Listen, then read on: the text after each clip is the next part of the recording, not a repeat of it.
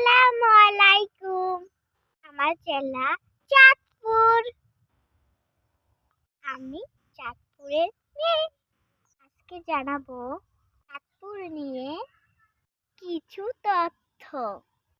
বাংলাদেশে 64 জেলার মধ্যে চাঁদপুর অন্যতম।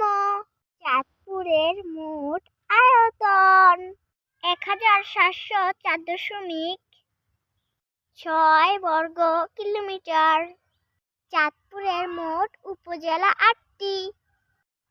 আমরা চাঁদপুরের মতলব উত্তরের অবস্থিত।